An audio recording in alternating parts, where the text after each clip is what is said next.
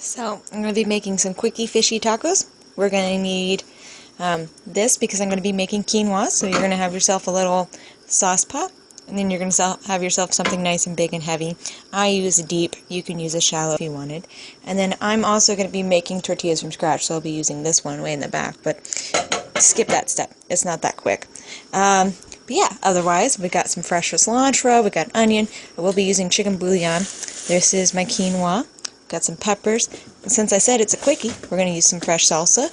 And then again, this is my ono. So, alright, so we got our cup of rinsed quinoa. We're going to put it into the pan. The pan, as you can see, has oil, and I'm going to put it into a dry pan. I'm going to let this toast on the bottom for just maybe 30 seconds, not a whole lot of time. And then I'm going to be adding the water with just a little bit of bouillon. And you're like, whoa, Jillian, you use a lot of bouillon. And the truth is, I use it in my grains a lot, because grains on their own, not that tasty. So we're going to give it a shake, just trying to make sure we get the spread and evenness on a little bit of a light toast. Now we're going to add our water, because it's been, like I said, about 30 seconds. So that was 1 cup, so now we have 2 cups of water. I'm just going to add it in. You can smell that. Oh, yeah. Alright, so you can see we got our onions and they're browning. It's sticking to the pan just a little bit, but not enough, and that's because the temperature is right. If they're sticking to the pan, you're cooking too hot and you need to take it down. This is about a medium heat right now, and that's about what I want because this is fish. If it was chicken, I'd go higher, but fish is tender.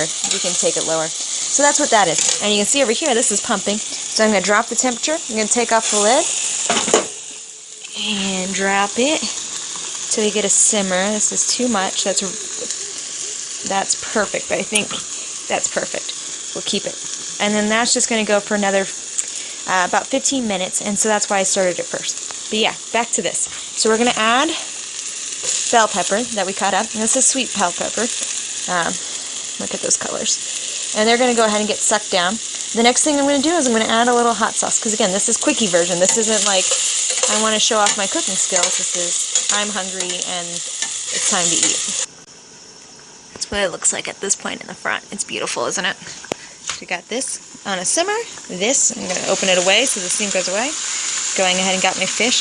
I will point out real quick that the fish is on top of stuff. So you can get in here. It's still cooking, but otherwise there's a chance with these thinner fillets that they'll just fall apart.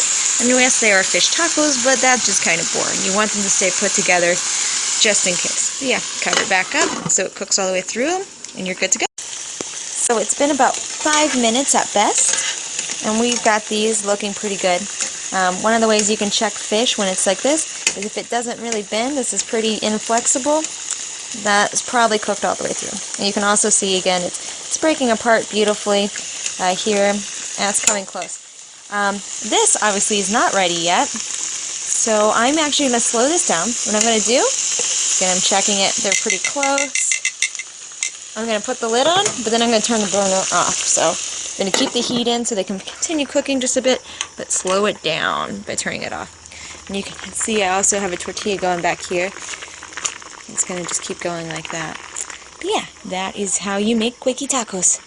We'll be back when they're actually ready to go. I have my spinach that's been hanging out, very similar to the bok choy. I'm just going to let it touch. I'm going to get it moving around in this heat, but it's not that hot at this point, so only mildly wilt.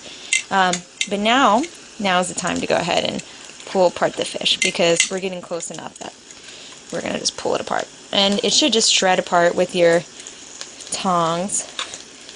And perfect. And it's okay if they're kind of bigger pieces, as long as they're edible. Get a nice spoonful. Put a little in this one. Pull it down. Go ahead and put a little in this one. Throw that spoon in there. Grab some of this good stuff, and like I said, you got a slight wilt on that, but it's perfect and fresh because you didn't put it in too early. I'm going to put this in. Get a nice glob of it. A little more. And there you go. And some fresh cilantro.